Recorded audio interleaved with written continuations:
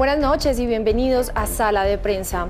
No para la hora de ataques contra la Policía Nacional. Son más de 150 acciones violentas contra los uniformados que dejan hasta ahora más de 30 uniformados muertos, principalmente en Antioquia y Córdoba. El Clan del Golfo aparece como el principal responsable de estos atentados, en los que incluso algunos de los uniformados han sido asesinados estando fuera de servicio. Una de las más recientes víctimas es Diego Felipe Ruiz, un policía asesinado en Sucre y quien era de Bogotá. Tenía 25 años y había sido trasladado hace menos de un mes a esa región. El dolor de su familia refleja lo que viven los seres queridos de estos uniformados todos los días. Diego Felipe siempre soñó con portar un uniforme de la policía y lo logró. Y fue así, prestando su deber en Sampué, Sucre, lugar al cual fue enviado hace menos de un mes a prestar apoyo en seguridad por las elecciones y la posición presidencial, que de manera cobarde y miserable le arrebataron la vida. Este patrullero de 25 años, quien vivía en el barrio Suba Rincón en Bogotá, deja una hija de 3 años y paradójicamente, en pocos días regresaría a la capital para prestar su servicio en el municipio de Soacha. Un drama que no ha sido ajeno para 33 familias de policías en el país que han visto cómo sus seres queridos ofrendan su vida. María Fernanda Puentes sabe lo que es vivir en incertidumbre y con un rosario en la mano. Todos los días vivimos con la incertidumbre de saber que ellos salen, pero no sabemos si van a regresar. Para nosotros como familiares de nuestros policías siempre ha sido ese temor de que uno los despide, pero no sabemos si van a volver a casa. Que lleguemos donde vamos un policía, lo abracemos, le demos la mano, sepa de que la ciudadanía está con ellos, que no los vamos a dejar solos. Y mientras los violentos tratan de amilanar la institución, crecen las voces de apoyo, se tejen con más fuerza las redes de solidaridad, porque una vida equivale a la de todos. No queremos más policías muertos, ni madres, huérfanos, ni viudas llorando por sus seres queridos. Así que nuestras oraciones para cada uno de ustedes. Recordarles que eviten la rutina y frecuentar lugares de bajo perfil, ya que en casa los estamos esperando. Que se apoyen de unos a otros, porque en casa los espera su familia, con los brazos abiertos y con todo el amor del mundo. En Bogotá se preparan más homenajes para los uniformados y sus familias. Esta ofensiva de la delincuencia organizada de la policía ha cambiado la forma en que viven miles de policías y sus familias. El temor y la incertidumbre crece cada momento. Espalda con espalda, así se cuidan los uniformados de la Policía Metropolitana de Montería para evitar ser asesinados por el Clan del Golfo mientras brindan seguridad a la ciudadanía. Por ello hemos decidido ubicar al parrillero de espalda con el tripulante para que pueda proteger y pueda observar quién viene detrás de la patrulla. Al salir a la calle en servicio, los policías no solo deben combatir la criminalidad, sino tomar medidas de seguridad para todos los integrantes de la patrulla. En las medidas de autoprotección, me cuido yo, cuido al compañero y pues así, ya que estos bandidos, por así decirlo, nos están atacando por la espalda, entonces pues toca cambiar la estrategia y así como nos ven ahora, no darle la espalda al enemigo. Cuenta el patrullero Pacheco que a pesar de las amenazas, todos los días llega a su lugar de trabajo a cumplir con el deber de servir a la ciudadanía. Bueno, yo actualmente llevo 8 años, 4 meses en la institución. Diariamente me levanto pues a trabajar, a cumplir a la ciudadanía. Realizo registro a personas alrededor de las instalaciones de la institución educativa. Sí, y con la mejor actitud para servirle a la ciudadanía. Pese a las intimidaciones y riesgos, los uniformados no han dejado de prestar servicio en ningún rincón de la ciudad, aunque tuvieron que cambiar de estrategias. Ahorita hemos decidido unir 2 e inclusive en algunos casos hasta 3 cuadrantes específicamente en horas de la madrugada. Cuando hablo de cuadrantes me refiero a 4 uniformados y algunas veces hasta 6 uniformados para poder brindar seguridad y acompañamiento a la población. Los planes de seguridad incluyen caravanas para escoltar a los policías que terminan sus labores hasta sus hogares.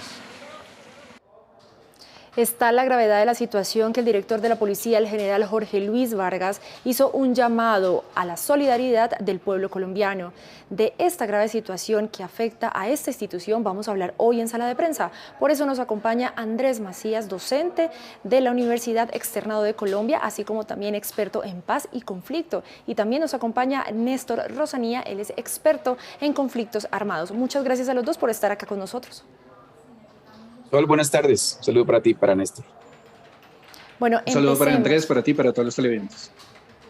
Perfecto, muchísimas gracias. ¿Por qué el Clan del Golfo está matando a los policías? Andrés. Bueno, Sol, hay una respuesta inmediata y es que es la hipótesis que sostienen las autoridades, y es que estas son una respuesta, una reacción o como una retaliación contra la fuerza pública por los golpes que ha recibido recientemente. Pero yo creo que no nos podemos centrar ahí porque hay otras motivaciones detrás. Por ejemplo, el Clan del Golfo está buscando mostrarse fuerte en la región que ha venido controlando. También busca a través de estas acciones motivar más a sus estructuras, motivar más a los diferentes miembros que hacen parte del clan en su región y en otras regiones, como para incentivarlos y mostrarse fuertes frente a este momento de cambio de gobierno que estamos viviendo en el país.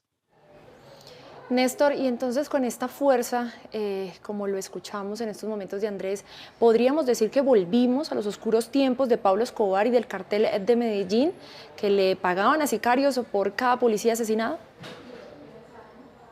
Bueno, hay unas diferencias en términos de la estructura, la forma de operar, la capacidad logística que tenía el cartel de Medellín a lo que es el Clan del Golfo. El Clan del Golfo es una organización mucho más descentralizada que lo que era el cartel de Medellín, que era piramidal, donde Pablo Escobar era la cabeza.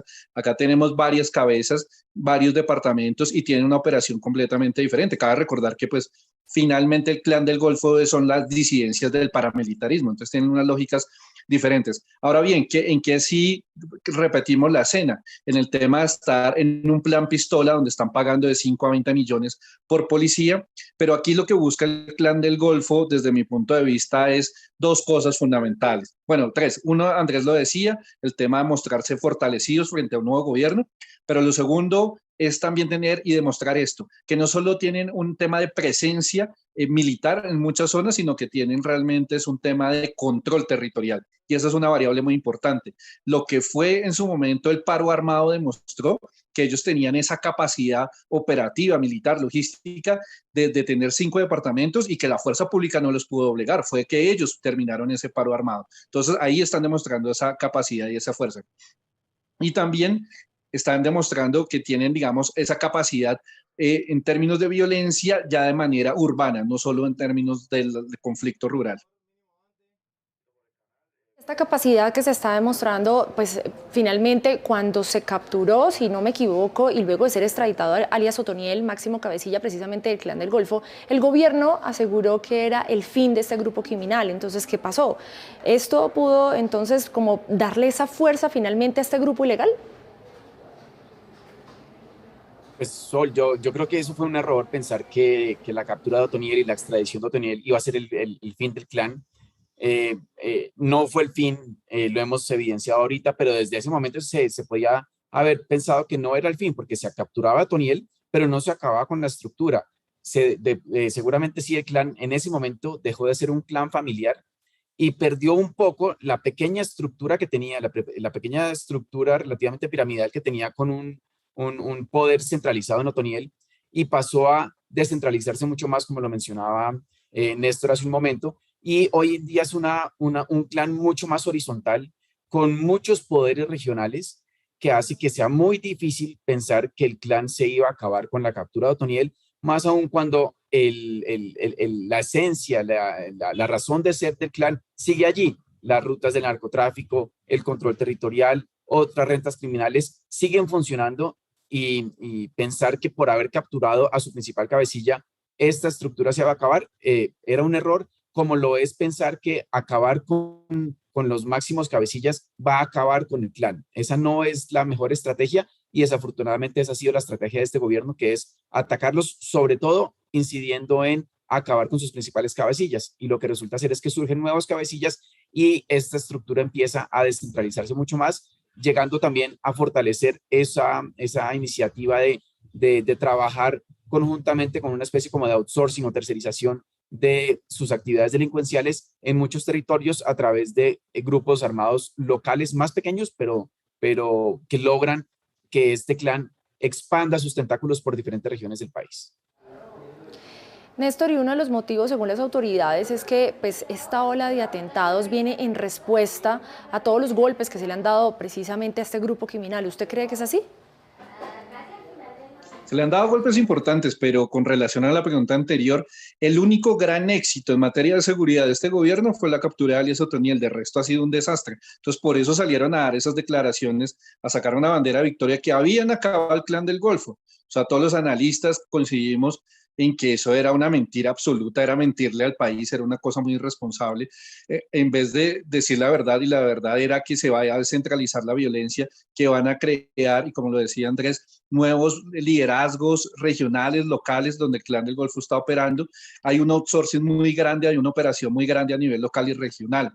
Eso es lo primero. Lo segundo, en términos de fronteras, hoy el Clan del Golfo tiene capturada la frontera con Panamá, que ellos son los que manejan esa zona, pero la frontera con Venezuela, que está en disputada, ya también tienen un control y una capacidad militar importante. Entonces se han ido fortaleciendo ahí. Y también lo que hemos visto es que por más que se le golpeen algunas estructuras, pues esto es un negocio que mueve, son millones de dólares mensuales. Entonces, como lo decía Andrés, la estrategia de este gobierno y de las fuerzas militares que ha fracasado ahí es ¿por qué? Porque están pensando que estamos combatiendo a las FARC del 98 del Mono Jojoy. Entonces tienen la lógica de que si tumba el cabecilla se acaba la organización, cuando eso está más que demostrado que no funciona. Lo que hay que golpear es el modelo de finanzas, la estructura criminal y golpear desde la base. Pero el tema de cabecillas, hoy nosotros en las investigaciones que identificamos, por ejemplo, las reuniones de los plenos de las organizaciones ya no las hacen presenciales y ya tienen diseñado los reemplazos de primera, segunda y hasta tercera generación. O sea, nunca van a estar todos porque no puede quedar la organización acéfala. Entonces, hoy es una cosa muy descentralizada, muy diferente a lo que fue en los 90 y en el inicio del 2000. Andrés, ¿y esta ofensiva podría entonces tener como objetivo, por ejemplo, que el Clan del Golfo se vea más fuerte y más peligroso para acercarse o tener un posible diálogo con el nuevo gobierno? Pues Sol, yo creo que ese es un efecto, no creo que sea el principal objetivo de este plan Pistola específicamente, pero sí evidencia que tienen esa capacidad militar, tienen ese control territorial, como mencionó Néstor, y tienen la intención de mostrarse fuertes frente al nuevo gobierno. De ahí a que esta sea la razón que los lleve de pronto a negociar, ahí yo creo que tenemos que tomar eso con pinzas, porque yo no creo que podamos hablar de negociación de estos grupos con el gobierno. Podemos de pronto en algún momento hablar de un diálogo, o de hecho, deberíamos hablar de un diálogo en torno a un proceso de sometimiento a la justicia, una justicia ordinaria, pero no creo que debamos hablar de negociación. No sé, ahí vendría otro punto a tener en cuenta, si en realidad al Clan del Golfo le interese dialogar con el gobierno, porque en esta carta que vimos, donde algunos miembros del Clan del Golfo la firmaban, otros no estaban muy de acuerdo, y sigue esa lógica de esa descentralización del grupo, donde al no estar centralizado con una cabeza que mande y que ordene qué hacer, pues simplemente todo tipo de negociación siempre va a generar algún tipo de rechazo por parte de ciertos líderes que tienen poder, que tienen control y que no quieren dejar de tener o de estar relacionados con estas rentas criminales, que es su principal razón de ser. Entonces yo creería que no podemos hablar que el Clan del Golfo en su conjunto quiera negociar o quiera dialogar con el gobierno, y el gobierno no debería tampoco abrir esas puertas a negociar. Debería o podría llegar a hablar de un diálogo, pero siempre pensando en una estrategia de sometimiento a la justicia. Néstor, y bueno, usted mencionaba que definitivamente las autoridades pueden estar, digamos, algo equivocadas pensando en que pueden acabar con este grupo criminal, acabando con sus cabecillas. Pero entonces, ¿cómo deben las autoridades enfrentar este reto que les está planteando el Clan del Golfo? Bueno, primero es que en Colombia se descentralizó la guerra y el conflicto armado. Tuvimos una transición de conflicto que fue ¿cuál? Las FARC, el ELN histórico, el EPL, etcétera, eran grupos que tenían una guerra ideológico-política de derecha-izquierda armada con los paramilitares. Y la búsqueda finalmente o el objetivo era la toma del poder por la vía de las armas. Eso se acabó. Hoy ya el ELN es el último dinosaurio que nos queda de la Guerra Fría y hoy todos estos nuevos grupos bajo la teoría de la guerra se llaman criminalidad por portafolios de economía ilegal. Quiere decir que el objetivo, como le decía Andrés, el objetivo de ellos es aumentar las riquezas y tener el mayor control de rentas ilegales que puedan. Por eso el Clan del Golfo no solo se limita al tema del narcotráfico, que es el más importante, pero también tiene temas de minería ilegal, tráfico ilegal de combustibles, tráfico de madera, migrantes. Tienen un portafolio muy amplio y hasta han llegado a esto, y por ejemplo en Antioquia se ve mucho. Han construido empresas legales, entonces tienen empresas de alimentos, tienen empresas de bebidas, hasta fábricas de muebles, etcétera, y imponen que a las comunidades que ellos tienen que comprarle digamos, todos esos bienes y servicios. De tal razón que hoy lo que tienen es un negocio muy grande, con muchos tentáculos dentro de la legalidad y la ilegalidad. Entonces, vean la diferencia a lo que eran las FARC, ¿no? Antiguamente, que tenían la lógica del campamento y todos uniformados y todos reunidos en un solo punto. Hoy el Clan del Golfo están en las ciudades, en los pequeños municipios, manejan el chance, las rentas de todos, que es impresionante.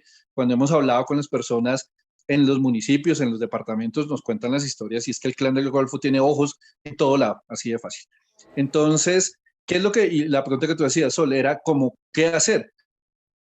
La fuerza militar tienen que adaptarse a esta nueva lógica de guerra, de una guerra completamente descentralizada, y ahí el factor más importante es la inteligencia. A través de la inteligencia es poder construir y entender toda la dinámica de esta nueva guerra que estamos viviendo. Andrés, ¿alguna organización criminal, además del Clan del Golfo, podría estar también detrás de estos asesinatos a los policías? Pues es que asesinatos a policías o este plan pistola no es algo exclusivo de un solo grupo.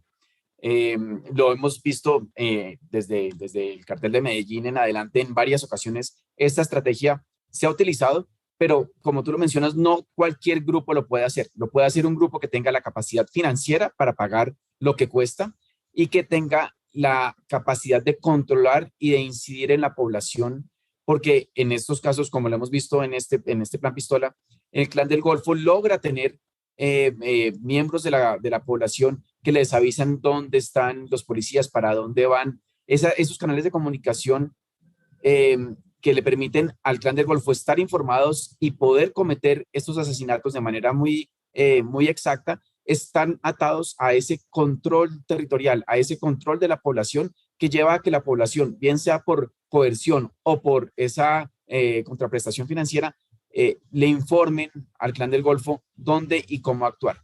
Entonces, no todos los grupos en este momento tienen esa misma capacidad.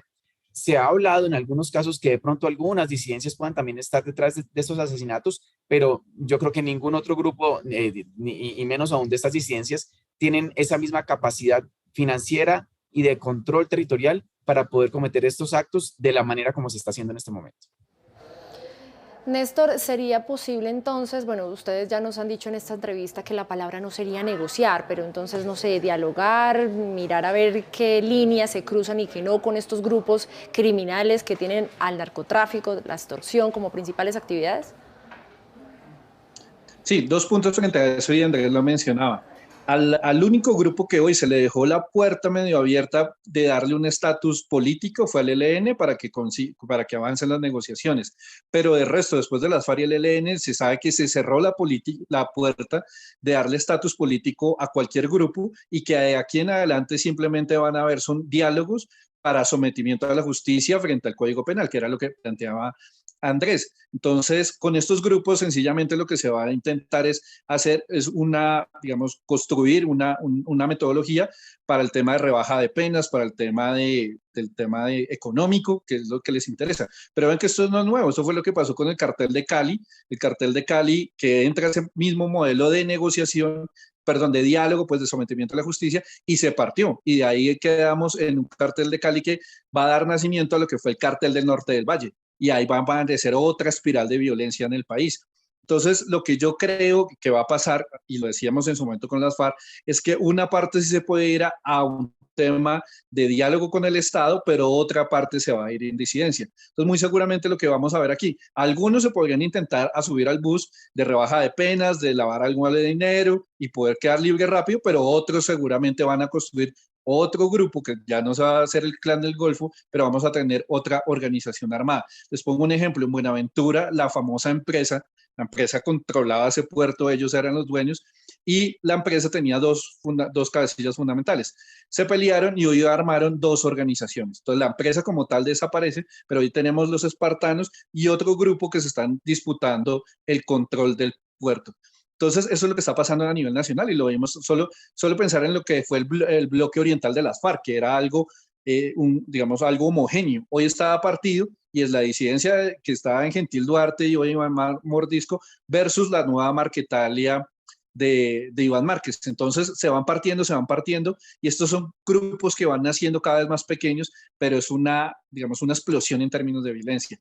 Para terminar, solo un ejemplo, en Medellín en un momento teníamos el tema, pues era uno, el cartel de Medellín. ¿Saben cuántos grupos armados hoy están operando en Medellín? Los famosos combos. Estábamos hablando de 330 grupos armados disputándose en la ciudad. O sea, hay una descentralización, es como un cáncer que hizo metástasis. Y eso es más peligroso, los conflictos de alta fragmentación. Andrés, y con todo este panorama, ¿se podría llegar entonces a diálogos, si esa es la palabra, con grupos como disidencias de las FARC? De poderse, digamos que la puerta está abierta, este gobierno entró con ese mensaje y lo ha dicho de manera directa. Hay que esperar a ver cómo el gobierno entrante lo toma. En este momento hay una disposición legal que le permite al gobierno nacional entrar y abrir las puertas a esos acercamientos. Hay que ver bajo qué criterios se extiende esta normatividad. Si no estoy mal, es la 1419 del 2018 que está vigente hasta diciembre de este año y es parte de la labor del gobierno y del Congreso Nacional revisar cómo se extiende, se prorroga o no y qué criterios se tendrían allí para poder ampliar la capacidad del gobierno entrante para hacer ese acercamiento.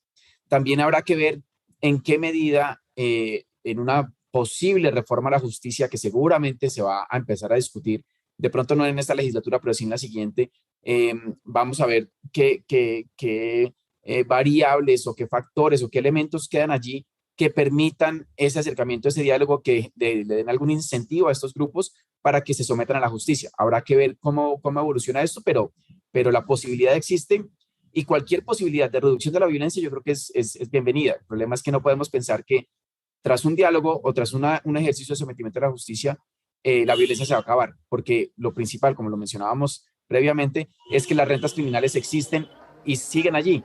Si acabamos con las personas que están detrás de esas rentas criminales, les van a llegar otros detrás de ellos que van a querer tomar control de esas rentas criminales y no vamos a acabar con la violencia. Bueno, y Néstor, ¿qué podría pasar entonces con el ELN? Esta vez podría sentarse un nuevo negociador, pues, y además tener esta negociación con una actitud más positiva y que conduzca a resultados concretos. Sí, creo que la negociación con el ELN va a avanzar seguramente en este gobierno.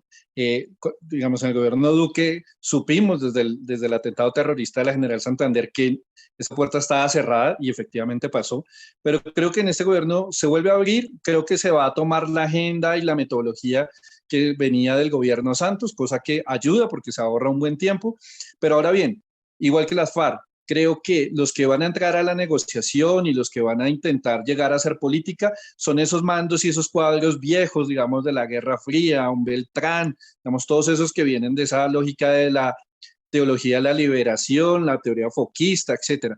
Pero ya cuando uno ve la base del ELN, sobre todo, por ejemplo, el bloque occidental del ELN, están dedicados al narcotráfico 100%. Entonces yo creo que esos son los que van a terminar en disidencia. Mucha gente del Frente Domingo Laín, Paulito Arauca, que no tiene una versión política, sino una versión más de narcotráfico. Entonces ellos yo creo que son los que van a irse en disidencia y vamos a tener la misma figura que pasó con las FARC. Una parte que llega a ser política, una parte que termina en la guerra y una tercera que son los que sí le apuestan, digamos, a proyectos productivos y a salir de la guerra. Con ese referente, que pues que no nos estamos inventando nada nuevo, ya pasó con las FARC, pues ahí es donde tiene que el Estado crear unas estrategias para intentar minimizar todo lo que viene ahí. Bueno, lastimosamente se nos acabó el tiempo, pero fue un gusto hablar con ustedes y que nos dieran pues todo este panorama. Andrés Macías, docente de la Universidad Externado de Colombia, muchísimas gracias por estar aquí con nosotros. Sol, muchas gracias por la invitación y un saludo para toda la audiencia. Néstor Rosanía, también experto en conflictos armados, muchísimas gracias también por todas estas explicaciones. Gracias a ti, Andrés, y a todos los talentos de Caracol. Y a ustedes muchísimas gracias por estar conectados con nosotros. Continúen con toda la programación de Noticias Caracol Ahora.